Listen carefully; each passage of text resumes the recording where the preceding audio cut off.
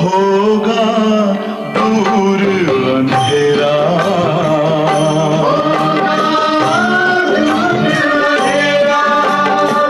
शिव का कर लो ध्यान, आ रहा पावन पुण्य सवेरा।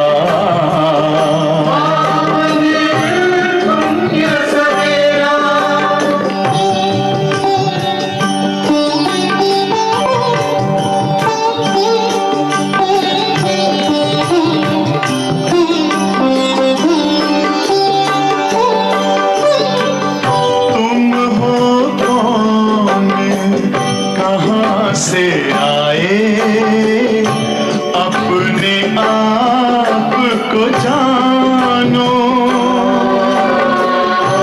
राजयोग के द्वारा अपना परम पिता पहचानो। इसी राजपथ पर चलकर पालो अपना बसेरा।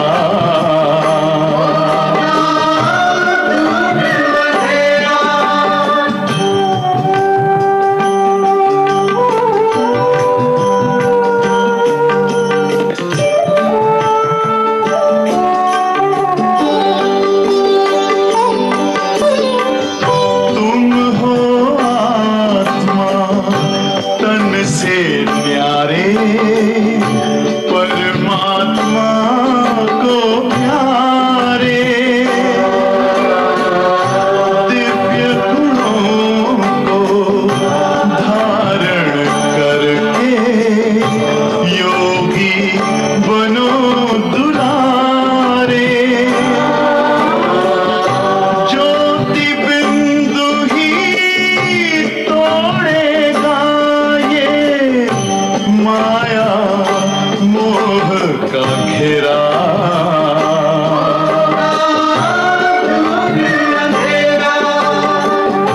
अंतर मन में ज्योति जगा लो, होगा दूर अंधेरा।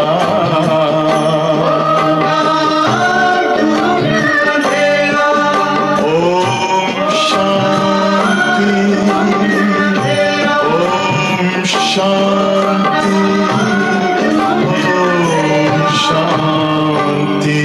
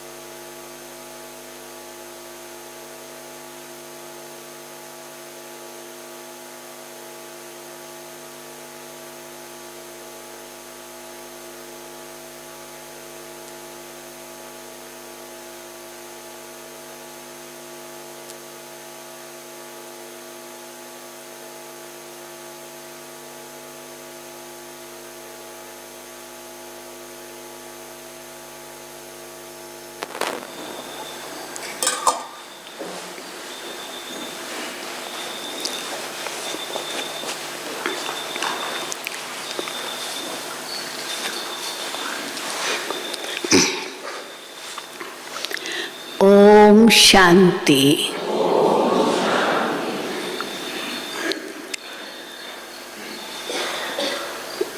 ज्ञान सागर बाप हम बच्चों को रोज रोज नई शिक्षाएं देते हैं, ज्ञान की गहराई बताते हैं। और बाबा कहते हैं ये पढ़ाई तुम्हें अंत तक पढ़नी है, अंत तक पढ़नी है। क्यों अंत तक पढ़नी है? क्योंकि अभी ज्ञान की पूरी पराकाष्ठा नहीं हुई है, पूर्ण ज्ञान नहीं है। तो जब ज्ञान की पूरी पराकाष्ठा हो जाएगी, सब कुछ समझ में आ जाएगा, तब ही बाबा कहते हैं कर्मातीत अवस्था होगी। तब तक माया के तूफान भी आते रहेंगे, माया से युद्ध भी चलती रहेगी, कभी ऊंच कभी नीच होते ही रहेंगे।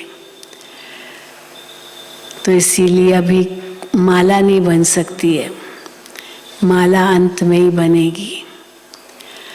अभी तो बाबा ज्ञान देकर रोशनी दे रहे हैं। किस बात की रोशनी? ज्ञान की भी रोशनी है, योग की भी, धारणा की भी, सेवा की भी, चारों प्रकार की रोशनी है। ज्ञान की रोशनी में क्या बताते हैं? सत्य क्या है, असत्य क्या है, सच क्या है, झूठ क्या है। शास्त्रों में भी आटे में नमक है, केवल ज्ञान, बाकी तो सब भक्ति है। तो क्या सत्य है उसमें वही बताते। योग का भी सही अर्थ बताते। कल बाबा ने धारणा की भी कितनी सुंदर बातें कही, उसमें भी सत्य और असत्य है। तो सत्य असत्य, सच झूठ, हाँ, या कहेंगे मिथ्या और वास्तविकता, ये सारी बातें बाबा हम बच्चों को समझाते हैं और हमारे अंदर ज्ञान की वृद्धि करते हैं। और वृद्धि होते होते होते जब पूरी पराकाष्ठा आ जाएगी, जिसको एनलाइटनमेंट कहते हैं, कंप्लीट एनलाइटनमेंट, तब बाबा कहते हैं तुम्हारी कर्मातीत अवस्था होगी। तो तब तक तूफान आएंगे। कई बच्चे बाबा को कहते हैं, ये बाबा ये तूफान क्यों आते हैं? बाबा कहते आएंगे, अनुभवी बनाने के लिए आएंगे, लेकिन घबराओ मत। वेद भी यही कहेगा ना, वैद्य होता है वो भी यही कहेगा कि ये दवाई देता हूँ, ये सब बाहर निकलेगा, किचरा अंदर से जो दबाया हुआ है ना। कई बीमारियाँ ऐसी क्रॉनिक हो जाती, इतनी पुरानी होती है तो दबती जाती है, तो वेद लोग कहेंगे ये निकलेगी बाहर, इसलिए डरो मत। इसलिए बाबा कहते हैं डरो मत, घबराओ मत, ये निकल करके फिर ख़त्म हो जाएगी। तो आज बाबा ने कई बातों का कंट्रास्ट बताया है, सुनेंगे बाबा के महावाक्य। आज 26/9/2022 है। मीठे बच्चे, रूहानी बाप ने यह रुद्र ज्ञान यज्ञ रचा है। क्या है ये? रुद्र ज्ञान यज्ञ। और इस यज्ञ के रक्षक तुम ब्राह्मण हो। तुम गायन लायक बनते हो, लेकिन अपनी पूजा नहीं करा सकते हो।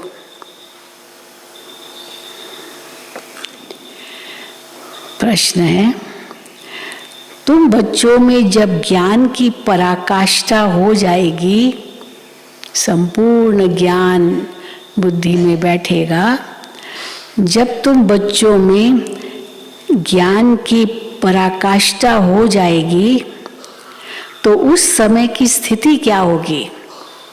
अभी ऊपर नीचे हो रहे क्योंकि पूरी ज्ञान की पराकाष्ठा नहीं है। तो उस समय स्थिति क्या होगी जब पूरी पराकाष्ठा हो जाएगी?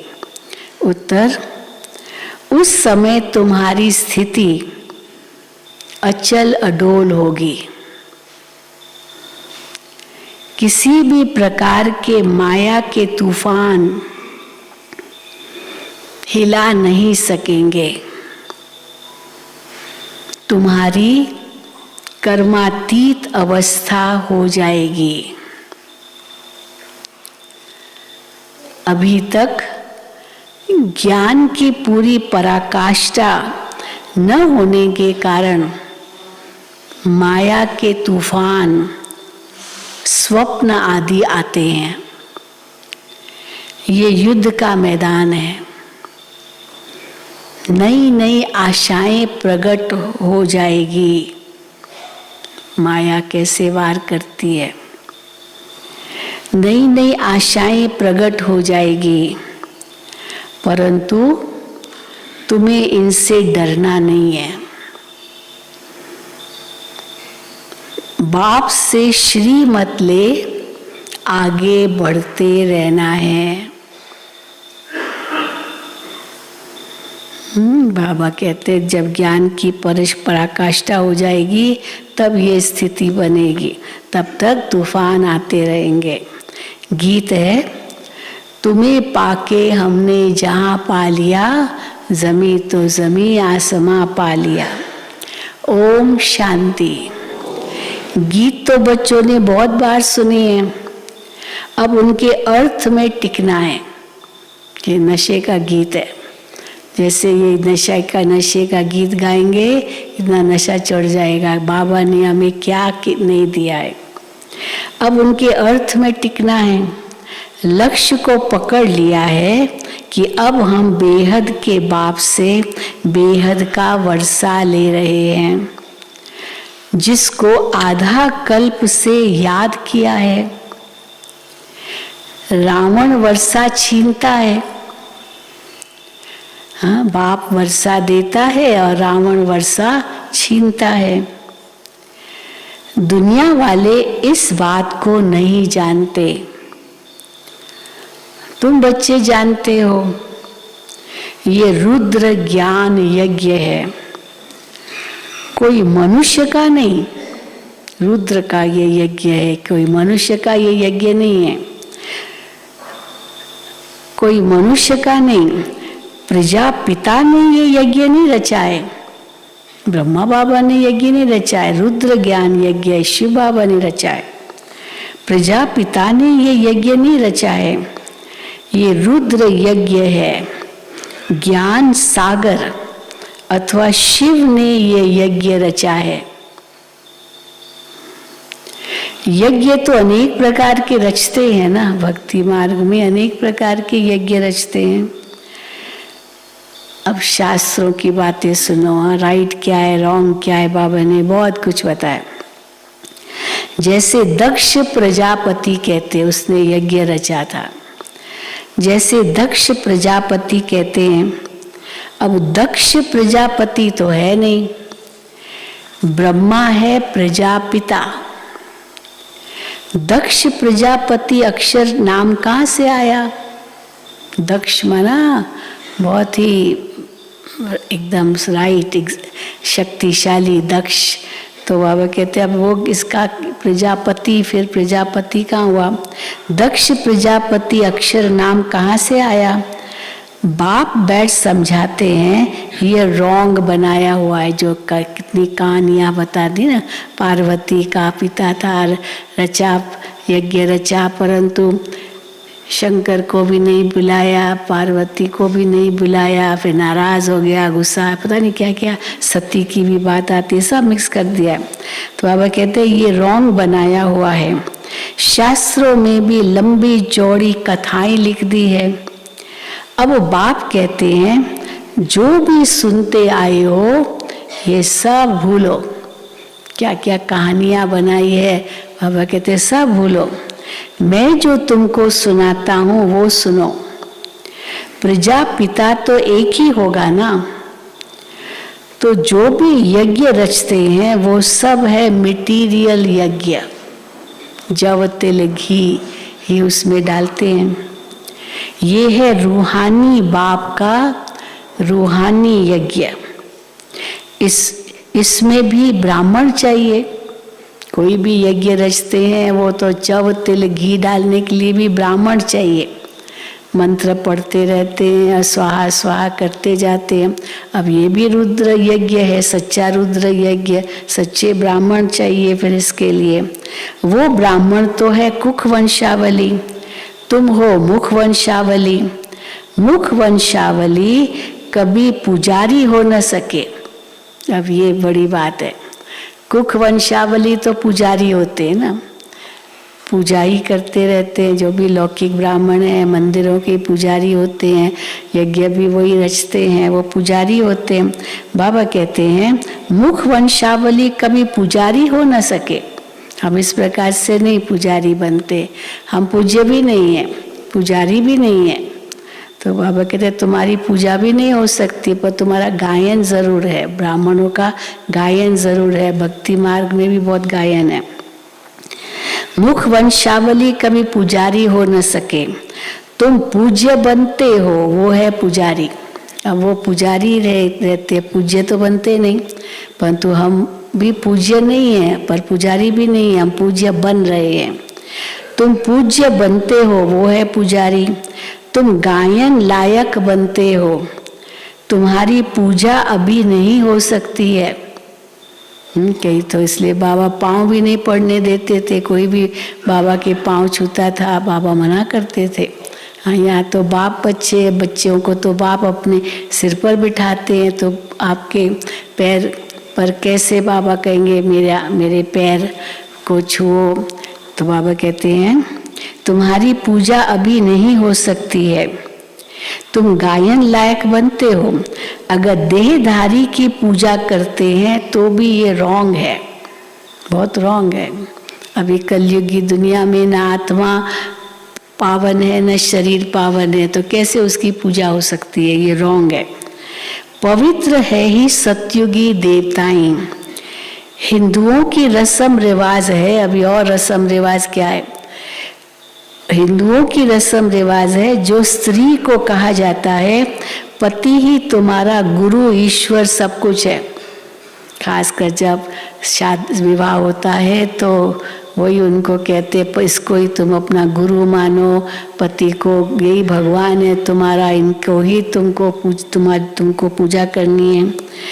तो पति के चरण भी धोकर पीती है। बाबा अपना मिसाल देते हैं लौकिक में।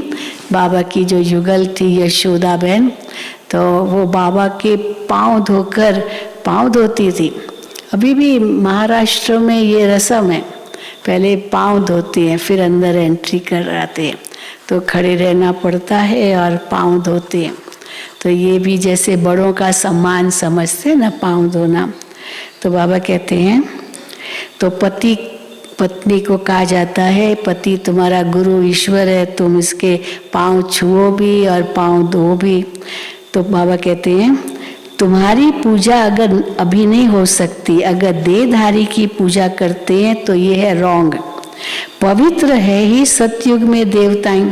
तो हिंदुओं की रस्म रिवाज है, जो स्त्री को कहा जाता है पति ही तुम्हारा गुरु ईश्वर सब कुछ है, तो पति के चरण धोकर पीती है, चरण धोकर पीती है।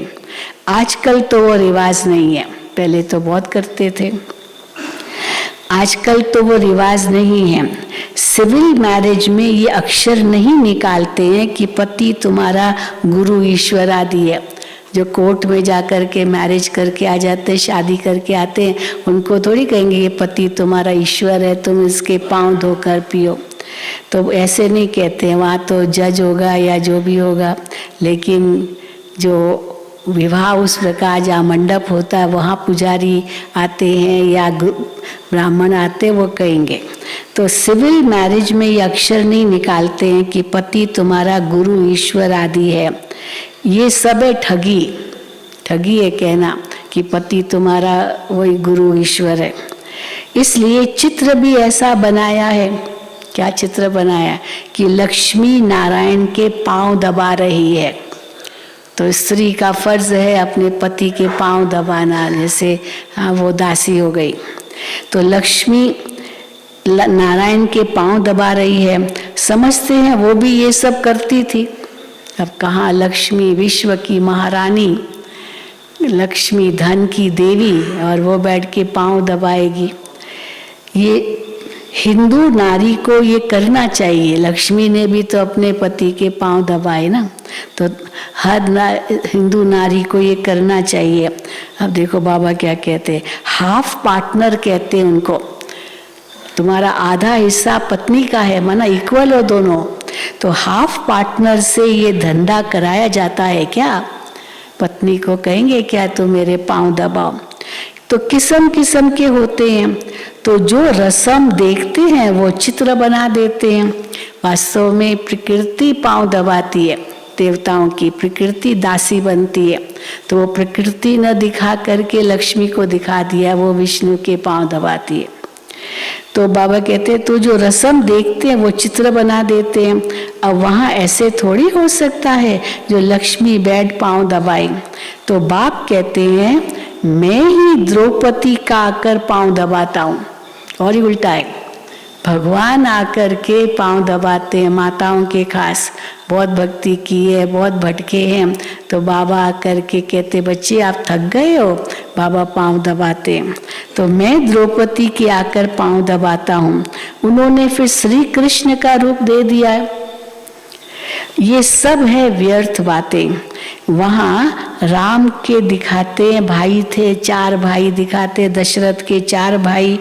अब 4 भाई तो होते नहीं, त्रेता में 4 भाई होंगे क्या? एक ही बेटा एक ही बेटी। चलो त्रेता में आते आते 3 बच्चे भी हो जाए, परंतु 4 बेटे हो ये तो नहीं होता। आज से ये नवरात्रि शुरू हो रही ना, तो आज से रामलीला भी चालू हो जाएगी। 10वें दिन फिर दशहरा होगा, रावण को जलाएंगे। तो बाबा कहते हैं वहाँ राम के तो 4 भाई होते नहीं, वहाँ बच्चा भी तो एक ही होता है, 4 बच्चे कहाँ से आए? तो बाप कहते हैं मैं तुमको इन सब शास्त्रों का सार बताता हूँ। ये बातें तुम बच्चों को समझाई जाती है, तुम समझा सकते हो। बाप कहते हैं तुम जो ये कसम उठाते हो, अब दूसरी बात, पहली बात थी पांव दबाने की, अब दूसरी बात, ये जो तुम कसम उठवाते हो वो भी झूठा उठवाते हैं। क्या कहते हैं?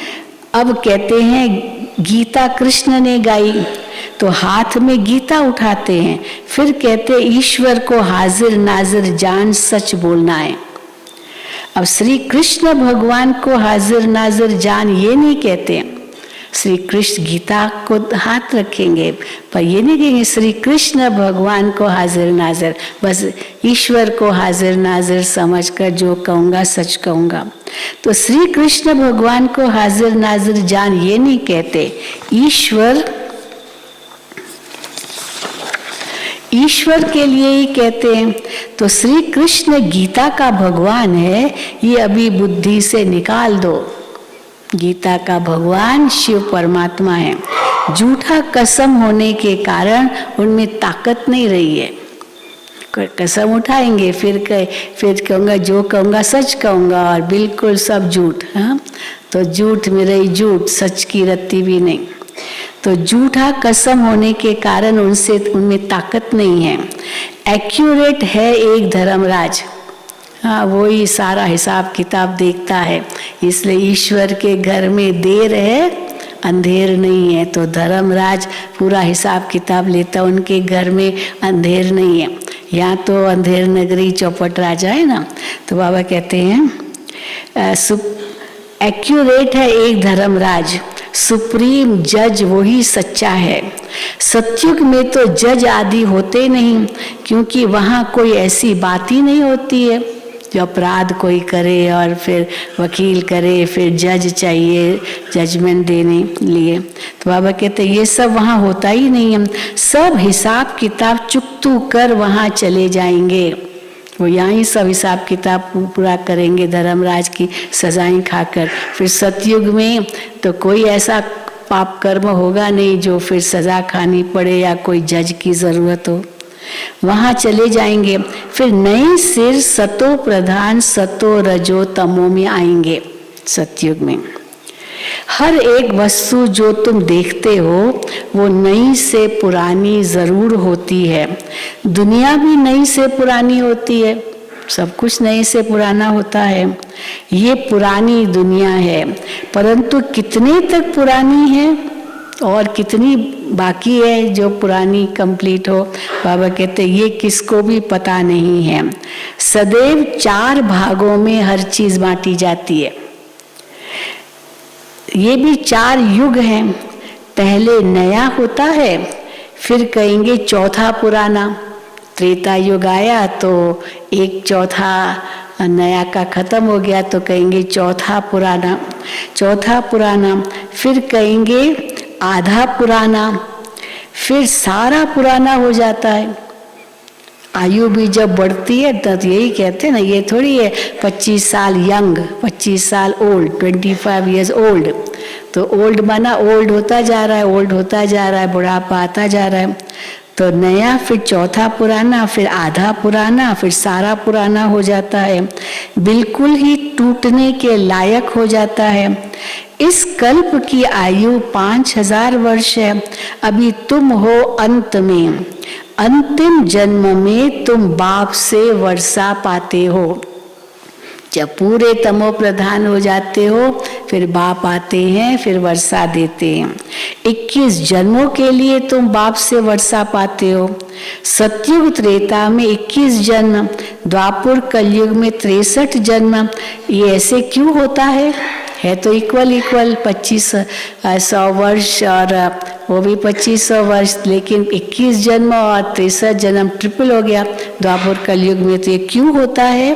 क्योंकि पतित बनने से आयु कम हो जाती है, तो ऑटोमेटिकली जन्म बढ़ गए क्योंकि आयु कम है। आधा कल्प आयु बड़ी होती है। अभी तुम योग सीखते हो। तुम बच्चे यहाँ योग व याद सीखने के लिए नहीं आए हो। मधुबन में क्यों आते हैं? ऐसे नहीं कि 7 दिन का कोर्स करने के लिए आते हैं। कई आते हैं, कई फोन करते हैं, बहन जी मैं वहाँ आपके आश्रम में रह करके वहाँ आपका योग सीख सकता हूँ। हम कहते हैं अभी ये यहाँ उसके लिए नहीं आते, वो पहले सेंटर पर जाके करो। पर फिर भी योग शिविर तो रखते हैं, उसमें योग सिखाते हैं, परंतु जो मुख्य पढ़ाई है वो तो सेंटर पर करो। यहाँ क्यों आते हैं? मधुबन में बाबा के पास क्यों आते हैं? बाबा के महावाक्य मुरली सुनने के लिए, तो इसलिए आते हैं। तो अभी तुम योग सीखते हो। तुम बच्चे यहाँ योग व याद सीखने के लिए नहीं आए हो। यहाँ तुम आते हो सम्मुख मुरली सुनने। मुरली तो बहुत प्यारी लगती है, कितनी प्यारी लगती है बाबा की मुरली। योग तो तुम कहाँ भी बैठकर कर सकते हो। स्टूडेंट के इम्तिहान का जब टाइम होता है तो कहाँ भी होगा, बुद्धि में इम्तिहान की बातें घूमती रहेगी। यहाँ तुम्हारी पढ़ाई और योग इकट्ठे हैं। पढ़ाने वाले को भी याद करना पड़े। बाप कहते हैं माम एकम याद करो। भूल से श्री कृष्ण का नाम डाल दिया है। सन्यासी आदि तो श्री कृष्ण को याद करते नहीं। सन्यासी किसको याद करेंगे? वो तो ब्रह्म तत्व को याद करते हैं। बाकी किसने कहा मन मना भाव? अब गीता में आता है मन मना भाव, मन मेरे में लगाओ, तो किसने कहा? ब्रह्म तत्व थोड़ी कहेगा मन मना भाव। ये तो भगवान ने कहा, न श्री कृष्ण कहेगा। बाकी किसने कहा मन मना भाव? तत्व व ब्रह्म तो नहीं कह सकता है। बाप इस मुख के का आधार लेकर कहते हैं बच्चे माम एकम याद करो। ये सब पॉइंट्स बुद्धि में धारण करनी होती है, फिर समझाना होता है। कांग्रेसी लोग कितना आवाज से बोलते थे। भारत की स्वतंत्रता के समय महात्मा गांधी जी के जो फॉलोअर्स बने तो वो जोर जोर से बोलते थे। हम कांग्रेसी लोग कितना आवाज से बोलते थे। उन्हों का लीडर था बापूजी, महात्मा गांधी। स्वतंत्रता चाहिए तो वो था जिस्मानी बापूजी। ये फिर है रूहानी बापूजी, शिव बाबा। सभी का बाप तो गांधी जी हो न सके। अब कहेंगे भाई महात्मा गांधी जी भारत के बापूजी थे, पर भारत को पैदा थोड़ी किया, पैदा तो नहीं किया ना। भारत तो था, पहले से ही था, लेकिन स्वतंत्र कराया, ये जरूर है। लेकिन बापूजी माना बाप माना जो पैदा करे। तो इसलिए बाबा कहते हैं कि ये है फिर रूहानी बाप। सभी का बाप तो गांधी जी हो न सके। शिव बाबा तो सबका बाप है, सब मनुष्य आत्माओं का वो पिता है, सारी सृष्टि का पिता है। ब्रह्मा भी बाप है जरूर, परंतु इस समय सिर्फ तुम जानते हो, ब्रह्मा को भी। सारी दुनिया तो नहीं मानेगी क्योंकि समझते नहीं है। यहाँ तुम बापू निराकार शिव बाबा को कहते हो, वो सभी का बाप है। बच्चों को कितनी पॉइंट समझाते हैं, कभी आत्मा पर, कभी परमात्मा पर, कभी शास्त्रों पर। ढेर के ढेर भारत में शास्त्र हैं और धर्म वालों का तो एक ही शास्त्र होता है। यहाँ तो अनेक शास्त्र है, शास्त्र है, वेद है, पुराण है, उपनिषद है, कितने सारे बाबा कहते हैं। तो कितने ढेर शास्त्र हैं। फॉलोअर्स भी जो कुछ सुनते सत सत करते रहते हैं। एम ऑब्जेक्ट तो कुछ भी नहीं। जैसे राधा स्वामी पंथ है, बाबा राधा स्वामी को याद करते हैं। अब नाम तो रखा है राधा स्वामी, अब राधे का स्वामी तो कृष्ण है, इसका मतलब राधा का स्वामी श्री कृष्ण हो गया। वास्तव में जिस रूप से भारतवासी श्री कृष्ण को समझते हैं वैसे है नहीं। अब राधा तो दूसरे गांव की, कृष्ण दूसरे गांव का, वो उसका पति थोड़ी है। राधा का पति तो नहीं है ना स्वामी, तो राधा स्वामी माना जैसे कृष्ण उसका पति हो गया। तो देखो बाबा क्या कहते हैं, राधे तो कुमारी है, श्री कृष्ण तो कुमार है, फिर कृष्ण का स्वामी कैसे कहेंगे? हाँ, कृष्ण का स्वामी, कृष्ण को स्वामी कैसे कहेंगे?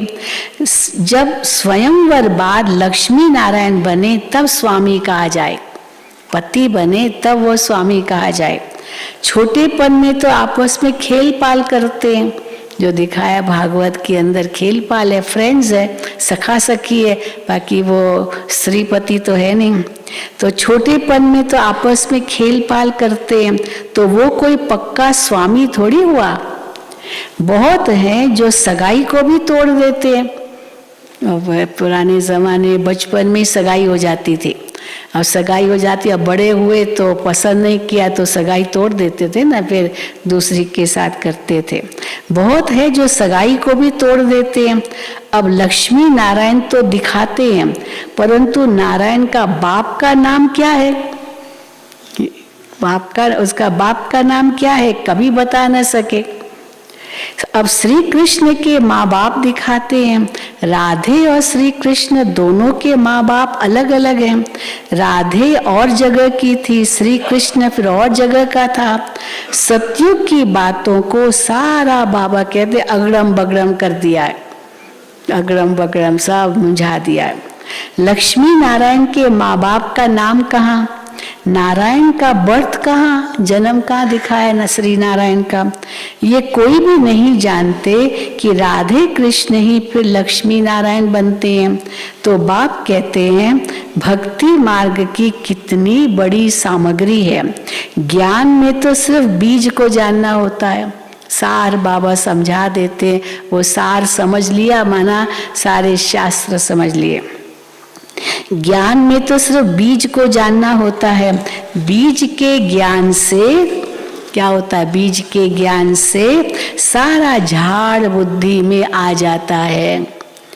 तुम जानते हो ऊंच से ऊंच भगवान है जो परम धाम में रहते हैं, वहां तो सभी आत्माएं रहती है। सूक्ष्म वतन में तो सिर्फ ब्रह्मा विष्णु शंकर है। ब्रह्मा और विष्णु तो पुनर्जन्म में आते हैं, वो दोनों तो साकारी दुनिया में आते हैं। ब्रह्मा सो विष्णु, विष्णु सो ब्रह्मा बनते हैं, बाकी शंकर नहीं आता है साकारी दुनिया में। जैसे शिव बाबा सूक्ष्म है वैसे शंकर भी सूक्ष्म है, तो उन्होंने फिर शिव शंकर को इकट्ठा कर दिया है। शंकर भी सूक्ष्म है पर सूक्ष्म देह है, शिव बाबा भी सूक्ष्म है पर वो सूक्ष्म आत्मा है। तो इसलिए दोनों में अंतर है, सूक्ष्म में भी, परंतु वो सूक्ष्म उस रूप से नहीं समझा तो शिव शंकर को एक कर दिया।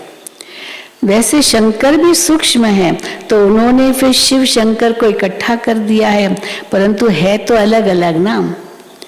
शिव बाबा ब्रह्मा द्वारा स्थापना, विष्णु द्वारा पालना, फिर शंकर द्वारा विनाश कराते हैं। ब्रह्मा सो विष्णु हो जाता है, ब्रह्मा सरस्वती सो क्या बनते हैं? ब्रह्मा सो विष्णु, पर ब्रह्मा सरस्वती सो लक्ष्मी नारायण बनते हैं। तत्त्वम तुम भी बनते हो। तत्त्वम, तुम भी देवता घराने के हो ना, तो बाप तुम्हें सब राज समझाते रहते हैं। बाकी धारणा करने वाले नंबरवार हैं। जिसने जो पद कल्प पहले पाया था वही पुरुषार्थ चल रहा है। पुरुषार्थ बिगर प्रारब्ध तो बन न सके। कई पूछते ना पुरुषार्थ बड़ा या प्रारब्ध, पर पुरुषार्थ बिना प्रारब्ध बन ही नहीं सकती है, तो जरूर पुरुषार्थ ही बड़ा है। तो बाबा कहते हैं पुरुषार्थ बिगर प्रारब्ध तो बन न सके। पुरुषार्थ से समझा जाता है कल्प पहले भी इसने इतना किया था, इनकी ऐसी प्रारब्ध होगी, पुरुषार्थ से समझा जाता है। अभी तुम्हारी पढ़ाई चल रही है, रुद्र माला विष्णु की माला गाई जाती है, बाकी ब्राह्मणों की माला है नहीं, क्योंकि पुरुषार्थी हैं। आज अच्छा चलते हैं, कल माया का घूसा लग पड़ता है। हाँ, घूसा होता है ना ये बॉक्सिंग में, तो इसीलिए कल माया का घूसा लग पड़ता है। रुद्र माला बनने से फिर ट्रांसफर हो जाएंगे। अभी नहीं है ना, ब्राह्मणों की माला नहीं, जब रुद्र माला में जाएंगे फिर वहां से ट्रांसफर होकर विष्णु की माला में आएंगे। रुद्र माला बनने से फिर ट्रांसफर हो जाएंगे। ब्राह्मण तो पुरुषार्थी हैं, आज अच्छा चलते हैं, कल गिर पड़ते हैं, तो माला बन न सके। आगे माला बनती थी, फिर 3-4 नंबर में आने वाले आज है नहीं। यज्ञ में बाबा कई बार माला बनवाते थे, परंतु जो उस समय 3-4 नंबर में थे माला में, वो आज है नहीं। ये युद्ध का मैदान है ना, कुछ भी बात समझ में न आए तो पूछो। बाबा कहते पूछो, क्यों? क्योंकि तुमको औरों को समझाना है। कई कहते ना हमको बहन जी फलाने ने प्रश्न किया पर मुझे उत्तर नहीं आया, तो बहन जी मैं कैसे समझाऊं उनको, प्रश्न तो पूछा लेकिन इसका क्या उत्तर होगा। तो समझने की खातिर प्रश्न पूछते हैं। दूसरे होते हैं जो मूंझे हुए, खुद ही नहीं समझते हैं, पर वो समझा तो बिल्कुल नहीं सकते, लेकिन खुद में भी संशय है। तो इसीलिए बाबा कहते चलो इसलिए पूछते हो ताकि औरों को कैसे समझाए वो ठीक है, पर संशय में खुद ही आते जाएंगे तो फिर बाबा कहते दूसरों को समझाने का तो प्रश्न ही नहीं। तो कुछ भी बात समझ में न आए तो पूछो, क्योंकि तुमको औरों को भी समझाना है। कच्चे जो हैं वो तो मूंझ पड़ते हैं, जो खुद ही संशयात्मक बुद्धि है वो तो मूंझ पड़ते हैं। ब्राह्मणों में भी नंबरवार है, कोई कोई तो पूछते भी हैं कि बाबा ने समझाया है माया के तूफान बहुत आएंगे, तो हम उन पर कैसे विजयी बने। ऐसे बच्चे पूछते हैं बाबा को, बाबा आपने तो कहा माया के तूफान आएंगे, तो परंतु हम कैसे विजयी बने। अब अनुभवी टीचर न हो तो कैसे समझा सकेगी। अनुभवी टीचर हो, कई बार होता है ना जब कोर्स कराते हैं, अब जो बेचारे जो टीचर बहने होते वो तो कुमारियाँ, छोटी छोटी कुमारियाँ भी कोर्स तो कराती है, और जो कोर्स करने वाले वो बुजुर्ग अनुभवी, दुनिया का पूरा अनुभव है उनको। अब वो अभी छोटी बच्ची से पूछते हैं कि कैसे हम पवित्र रहें। अब उस बच्ची को तो क्या पवित्रता अपवित्रता क्या वही पता नहीं, लेकिन वो बड़े अनुभव से सुनाती है। तो एक बार किसी ने पूछ लिया टीचर से, बहन जी आप तो गृहस्थी बने नहीं हो, आपको तो गृहस्थ का क्या अनुभव है। तो उसने बड़ा अच्छा जवाब दिया, इस जन्म में भले अनुभव नहीं है लेकिन पूर्व जन्मों का तो अनुभव है ना। हाँ, कितना अच्छा जवाब दिया। अब वो भी शांत हो गया, पूर्व जन्मों का तो अनुभव, इस जन्म में न भी अनुभव किया गृहस्थी जीवन क्या होता है। तो बाबा कहते हैं तो कोई कोई तो पूछते भी हैं कि बाबा ने समझाया है माया के तूफान बहुत आएंगे, तो हम उन पर कैसे विजयी बने। अनुभवी टीचर न हो तो कैसे समझा सकेगी। पर अनुभव उस जन्म में तो नहीं जाकर के करना है ना।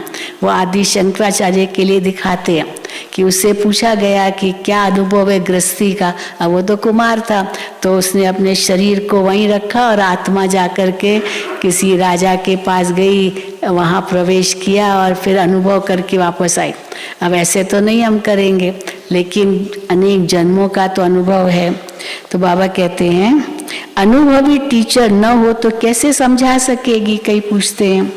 तो बाप समझाते हैं ये माया के तूफान स्वप्न आदि सब आएंगे, जब तक ज्ञान की पूरी पराकाष्ठा आ जाए, कर्मातीत अवस्था हो, इस समय तो बहुत आएंगे तूफान, बूढ़ों को और ही जवान बना देंगे। ऐसे तूफान आएंगे बूढ़ों को जवान बना देंगे। कई समझ ये बूढ़ा व्यक्ति है, ये बड़ा अच्छा पवित्र होगा, लेकिन कोई भरोसा नहीं। कहते ना आप भय बूढ़े तृष्णा भई जवान। जवान तो फिर भी तृष्णा को जीत लेते हैं, लेकिन बूढ़े नहीं जीत पाते। 80 साल का बूढ़ा होगा, 20 साल की लड़की से शादी करेगा। देखो उनके पोते दोते भी 20 साल के होंगे, ज्यादा ही होंगे, लेकिन 20 साल की लड़की से शादी करेगा। और वो भी तैयार हो जाती है शादी करने लिए, इसको पता ये जल्दी मर जाएगा तो इसकी सारी प्रॉपर्टी मुझे मिल जाएगी। और उसको क्या फर्क पड़ेगा, मर गया वो दूसरी कर लेगी शादी। आजकल कलयुगी दुनिया में तो ऐसे ही चलता है। तो बाबा कहते हैं इस समय तो बहुत आएंगे, बूढ़ों को और ही जवान बना देंगे, नई नई आशाएं प्रकट करेंगे। तुम कहेंगे आगे तो कभी ऐसे ख्यालात नहीं आते थे, और ये बाबा का बने तो ये माया के तूफान ऐसे क्यों आते हैं। अरे बाबा कहते अरे युद्ध के मैदान में तो तुम अभी आए हो ना, पहले तो माया के मुरीद थे, पता ही नहीं था कि माया भी मेरा दुश्मन है, उसके वशी थे, तो कैसे आप उनसे संघर्ष कर सकते थे। तो माया के मैदान में तो तुम अभी आए हो ना। वैद्य लोग कहते हैं कि इस दवाई से बीमारी सारी बाहर निकलेगी। तो बाबा अनुभवी है, सब कुछ बतलाते रहते हैं, इससे जरा भी डरना नहीं है इन तूफानों से। कहते हैं ज्ञान में आने से तो पता नहीं क्या हो गया है, पहले ये तूफान नहीं आते थे, और ही जब ज्ञान में नहीं था अभी आने लगे बाबा के बनने के बाद। तो ये क्या हो गया है, इससे तो भक्ति अच्छी है, भक्ति अच्छी है, बस वही जाके करेंगे। बाबा तो कहते अच्छा भल जाओ जाओ भक्ति में, मना थोड़ी है, भले जिसको जाना है, बाबा किसको मना नहीं करते हैं। वहां तुमको ये तूफान नहीं आएंगे। बाबा तो सब बातें समझाते हैं, रोज सुनने वालों की बुद्धि में पूरी धारणा होगी। धारणा कैसे होगी, बाबा की मुरली रोज सुनेंगे, योग करेंगे, संगठन में रहेंगे, तभी तो धारणा होगी, नहीं तो को घर बैठे हैं और धारणा नहीं होती, कैसे होगी। तो बाबा कहते हैं रोज सुनने वालों की बुद्धि में पूरी धारणा होगी।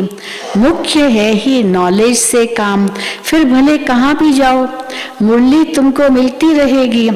मुरली पढ़ने की मिलिट्री में भी मना नहीं है, मिलिट्री में भी मना नहीं है ज्ञान सुनने के लिए।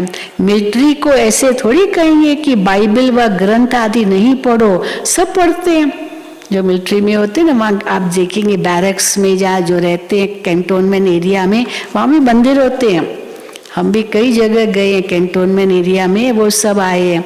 मैं देख रही हूँ पीछे बैठे हैं सिक्योरिटी विंग के, हाथ उठाएं जो पीछे बैठे हैं। हाँ आप जो कलर ड्रेस में आए, सिक्योरिटी विंग के आए हैं ना, नीचे सिक्योरिटी विंग चल रहा है, हाथ उठाओ भाई। देखो ये भी बाबा के बच्चे ही होंगे। हाँ सिक्योरिटी विंग में आए हैं, लेकिन देखो बाबा क्या कहते हैं। तो कोई भी मिलिट्री में है, आर्मी में है या कोई में भी है, वहाँ भी उनको अलाउड है। ऐसे नहीं कि मना है कि आप मंदिर में नहीं जाओ, मस्जिद में नहीं जाओ, या गीता मत पढ़ो, बाइबल नहीं पढ़ो, सब अलाउड है ना आप लोगों को, बिल्कुल अलाउड है। तो देखो बाबा भी कह रहे हैं नीचे सिक्योरिटी विंग चल रहा है, तो आज वो ऊपर आए हैं। तो बाबा कहते हैं उन्हों के मंदिर भी होते हैं, तो मुरली कहाँ भी मिल सकती है। मिलिट्री वाले भी आते हैं, ज्ञान में आते हैं, तो बाबा की मुरली सुनते हैं।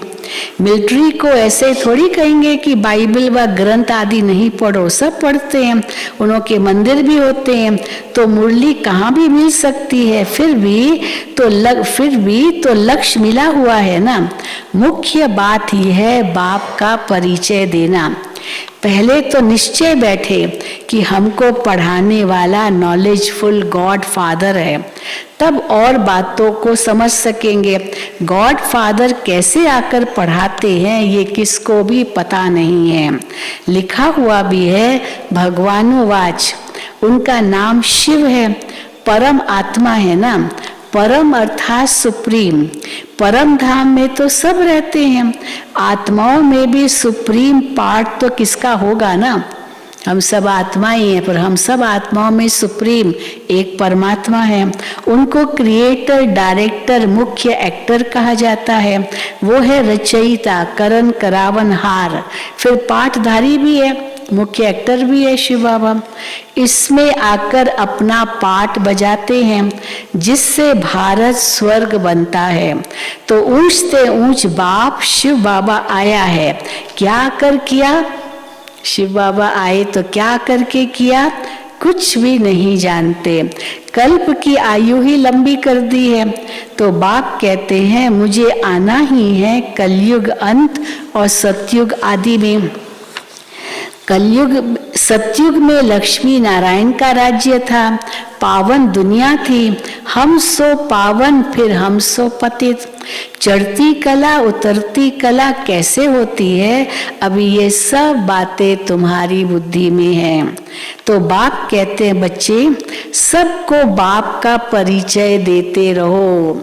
सारी मूल बात यही है, बाप को याद करो और बाप का परिचय सबको देते रहो। बाप जब स्वर्ग का रचयिता है तो जरूर हमको स्वर्ग की बादशाही मिलनी चाहिए। भारत को थी, स्वर्ग की बादशाही थी भारत को, अब नहीं है, इसलिए भगवान को आना पड़ता है। भारत ही शिव बाबा का बर्थ प्लेस है, आकर तुमको स्वर्गवासी बनाया था। कल्प पहले भारत में आए थे, बच्चों को स्वर्गवासी बनाया था। अभी तुमको फिर से बना रहे हैं, लेकिन तुम भूल गए हो। बनाया था कल्प पहले पर भूल गए। भूल और अभूल का ये खेल है, सारा खेल ही है स्मृति और विस्मृति का।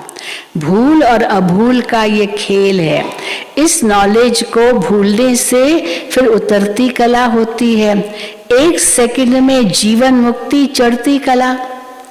जीवन बंद में कितना समय लगा ये बातें शास्त्रों में थोड़ी है।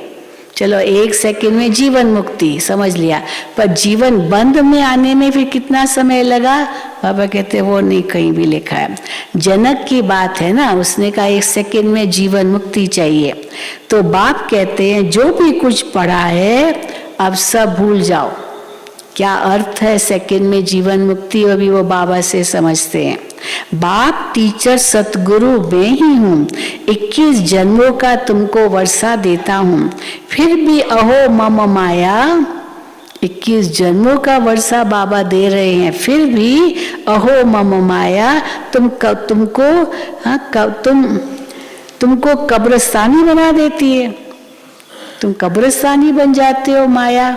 माया के वश होकर के कहाँ बाबा स्वर्गवासी बनाते हैं और तुम कब्रिस्तानी बन जाते हो माया के वश होकर। शिव बाबा परिस्तानी बनाते हैं। माया बहुत बच्चों को धोखा देती है क्योंकि श्रीमत पर ठीक रीति से चलते नहीं, तो माया धोखा देती है। अच्छा, मीठे मीठे सिकील दे बच्चों प्रति माता पिता बाप दादा का याद प्यार और गुड मॉर्निंग। रूहानी बाप की रूहानी बच्चों को नमस्ते। हम रूहानी बच्चों की रूहानी बाप दादा को याद प्यार, गुड मॉर्निंग और नमस्ते। धारणा के लिए मुख्य सार, पहला, मुरली रोज जरूर पढ़नी है। सब पढ़ते हैं ना, रोज सुनते भी हैं पढ़ते भी हैं मुरली। माया के तूफानों से डरना नहीं है, माया के तूफानों से डरना नहीं है। किसी भी प्रकार के धोखे से बचने के लिए श्रीमत लेते रहना है।